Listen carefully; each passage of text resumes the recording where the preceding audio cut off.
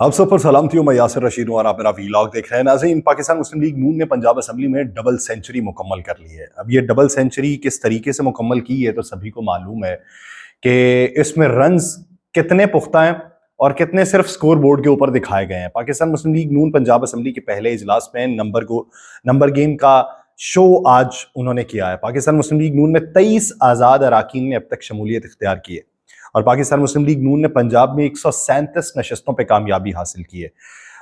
इस तरीके से पाकिस्तान मुस्लिम लीग नून की नंबर गेम जो आज़ाद अराकीन को मिला के वो 160 बनती है और पाकिस्तान मुस्लिम लीग नून को खवातीन की 36 और अकलियत की 4 मखसूस नशस्तें दे दी गई हैं कल के दिन। तो यूं मजमूई तौर के ऊपर ये 200 अराकीन के साथ सबसे आगे है और पंजाब असम्बली में सादा अक्सरियत के लिए 186 अराकीन असम्बली की हिमायत जरूरी होती है। ये एक अलग मौजू है कि जो वजीर आला बनेंगी उनकी नशिस्त के ऊपर बहुत से इबाम है।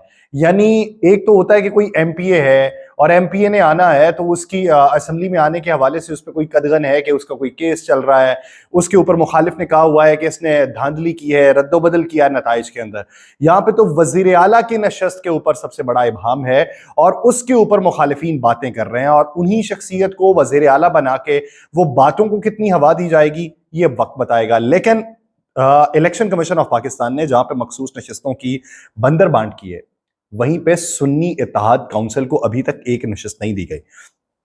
इस तनासुब से जो तनासुब इधर पाकिस्तान मुस्लिम लीग नून का रखा गया है, 31 नशिस्तें तकरीबन ऐसी हैं जो सुन्नी इत्तेहाद काउंसिल को जाएंगी अगर वो उसे मंजूर कर लेते हैं, लेकिन उसे पेंडिंग में रखा गया है शायद ये देखने के लिए कि कहीं पे भी थोड़ा सा भी लूप होल बाकी ना रहे। एक तरफ हुकूमत बन जाए फिर उसके बाद नशिस्तें दे के नंबर गेम का कोटा पूरा करके बात देख ली जाएगी, लेकिन अभी तक इतना भी तकिया नहीं किया जा रहा। खौफ क्या मुसल्लत है, क्या है जहनी असाब के ऊपर कि जिनकी नशिस्तें बनती हैं वो नशिस्तें भी नहीं दी गई, होल्ड कर लिया उन्हें।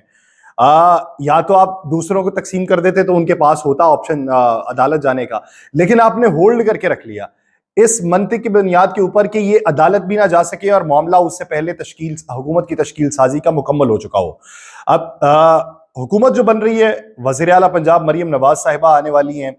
इसी ज़मन के अंदर ब्यूरोक्रेसी में बड़े पैमाने पर उखाड़ पिछाड़ का फैसला किया गया। Commissioners, deputy commissioner, assistant commissioners, ADCRs, secretariat के secretaries, deputy secretaries, additional secretaries, उन तमाम अफराद की फहरिस्तें जो हैं वो मुरतब कर ली गई हैं। कुछ तो वो अफराद हैं जो काफ़ी अरसे से एक जगह पर तयनात हैं, कुछ वो अफराद हैं जो मनपसंद होंगे और मनपसंद जगहों पे तयनात नहीं है वहां पे तयनात किए जाएंगे। तो बड़े पैमाने पे उखाड़ पिछाड़ का फैसला है। इसमें पाकिस्तान पीपल्स पार्टी के लोगों को भी एडजस्ट किया जाएगा क्योंकि पाकिस्तान पीपल्स पार्टी ने इत्तेहाद करते हुए ब्यूरोक्रेसी में भी अपना हिस्सा मांगा था और इस ज़मन के अंदर पाकिस्तान मुस्लिम लीग नून ने यकीन दहानी करवाई थी। लेकिन अब देखना यह है कि पंजाब के ऐवान को चलाया किस तरीके से जाता है। पंजाब के ऐवान के ऊपर जब बहुत बड़ा धांधली का एक लेबल भी होगा, बहुत तरफ से आवाजें भी आ रही होंगी, उसके बाद मजमूई तौर पे बेहतरी का मंजरनामा किस तरीके से रोशन किया जा सकता है। पंजाब में वजारत आला के उम्मीदवार जो पीटीआई की तरफ से मियां असलम इकबाल साहब थे, उन्होंने तमाम नामुंतखब अराकीन पंजाब असम्बली के इजलास में शिरकत करने का फैसला किया। उन्होंने ये समझा कि मैंडेट पर डाके के नतीजे में अपनी नशस्तों से जो महरूम किए गए उम्मीदवार हैं वो कल सुबह इजलास के मौके पर पंजाब असम्बली के बाहर भरपूर एहतजाज करेंगे। लेकिन मियां असलम इकबाल साहब ही ना आए। इब्तदाई तौर के ऊपर मियां असलम इकबाल साहब ने ये कहा कि वजारत आला के इंतखाब के अमल से बाहर रखने के लिए नहायत शर्मनाक और बेहूदा हथकंडे इस्तेमाल किए जा रहे हैं और अवाम के मैंडेट पे खुला डाका डाल के वजारत आला की दौड़ में शामिल की जाने वाली फिस्ताई सोच की हामिल मुजरिम सिफत मरियम नवाज के लिए, ये उनकी तरफ से अल्फाज इस्तेमाल किए जा रहे हैं पीटीआई की तरफ से। वो कहते हैं मुजरिम सिफत मरियम नवाज के लिए यहाँ भी रियासती मशीनरी के जरिए मैदान खाली करवाने की बुज़दिलाना कोशिशें जारी हैं। अवाम से वोट की पर्ची के जरिए मुस्तरद की जाने वाली मरियम नवाज की ईमा पर पेशावर हाई कोर्ट से तमाम मुकदमात में जमानतें मिलने के बावजूद पंजाब पुलिस के जरिए मियां असलम इकबाल के अगवा की भूंडी कोशिश की गई और वो ये भी कहते हैं कि फिस्तायत और लाकानूनियत से मरूब हुए बगैर पाकिस्तान तहरीक इंसाफ के मुंतखब अराकीन वजारत आला के उम्मीदवार मियां असलम इकबाल के हमरा असम्बली पहुंचेंगे और मैंडेट चोरों का मुकाबला किया जाएगा। लेकिन कल रात एक जो डेवलपमेंट हुई जिसमें इमरान रियाज खान साहब को गिरफ्तार किया गया, उसके बाद बहुत सी चीज़ें फिर से तब्दील होती और मुस्तकबिल में इशारे आते दिखाई दे रहे हैं। پاکستان تحریک انصاف کہتی ہے کہ مینڈیٹ چوروں اور مجرموں کے لیے آئین، قانون اور جمہوریت کو قربان کر کے ملک کو بنانا ریپبلک اور پنجاب کو قزاقوں کا راجواڑہ بنانے کی ہرگز اجازت نہیں دیں گے۔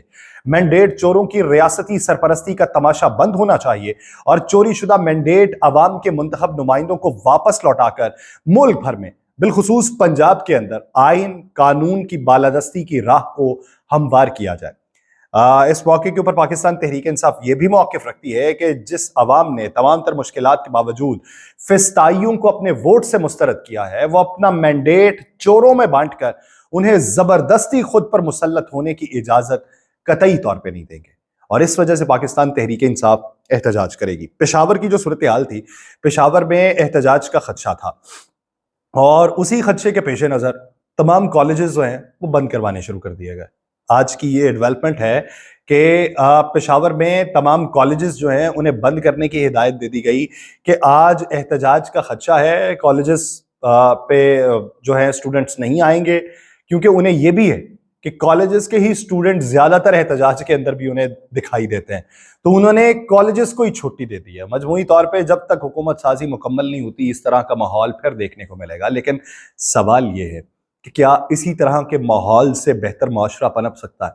کیا اسی طرح کے ماحول سے آپ بہتر معاشی منظرنامہ روشن کر سکتے ہیں؟ بہت سارے لوگ جواز پیش کرتے ہیں، جی دیکھیں جی پی ٹی آئی نے کیا کیا، اگر نون لیگ کی حکومت بن رہی ہے تو اتنا واویلا کیوں مچا رہے ہیں؟ نون لیگ نے پنجاب کے اندر ترقیاتی کام کیے ہوئے ہیں، لیکن جواز یہ نہیں بنایا جا سکتا۔ جواز یہ ہے کہ فیصلہ کس نے کرنا ہے؟ فیصلہ عوام نے کرنا ہے، اس ملک کے لوگوں نے کرنا ہے۔ اس ملک کے لوگ کسی ایسے شخص کو سر پہ مسلط کرنا چاہیں جو بالکل نااہل ہے، کیا کر سکتے ہیں؟ آپ کا سسٹم ہے، آپ کے آئین پاکستان، قانون پاکستان میں انہیں یہ حق ہے کہ وہ کسی کو بھی اپنے سر پہ مسلط کر لیں۔ اکثریت کی رائے کو مانا جانا، اکثریت کی رائے کو مانتے ہوئے اسی طریقے سے جو بھی سر پہ مسلط ہو شوق سے کیجئے، لیکن اس طریقے سے اگر سر پہ مسلط کیا جانا ہی بندر بانٹ کے نتیجے میں، مختلف جگاڑوں کے نتیجے میں، اور اسی مسندوں کے نتیجے میں جن مسندوں کے اوپر سوالیہ نشان بہت سے اٹھے ہوئے ہیں اور ان کے cases election commission of Pakistan کے پہلے ٹریبیونل میں پینڈنگ ہیں اور ادھر ہائی کورٹس کے اندر پینڈنگ ہیں، تو وہاں پہ آپ بہتری کا منظرنامہ کس طریقے سے روشن کر سکتے ہیں؟ کس کو کہہ سکتے ہیں کہ ہم بہتر ملک چلا سکتے ہیں؟ کس کو کہہ سکتے ہیں کہ ہم بہتری کے لیے سازگار ماحول فراہم کر سکتے ہیں؟ صنف کے اعتبار سے بات نہیں کر رہا، صنف کے اعتبار سے اگر بات کروں تو اخلاقی طور پہ میں کسی معیار کے اوپر فائز نہیں ہوں گا۔ بطور خاتون حق بنتا ہے، اچھا ٹرینڈ ہے پنجاب کے اندر، آپ رائج کریں، لیکن طرز سیاست جو ہے وہ طرز سیاست مریم نواز صاحبہ کا جو ہے اس سے جانے کیوں اس خدشے کی بو آتی ہے جو پارٹی کو تقسیم کرتے ہوئے دکھائی دے، جانے کیوں۔ مجھے دیجیے اجازت، اللہ نگہبان۔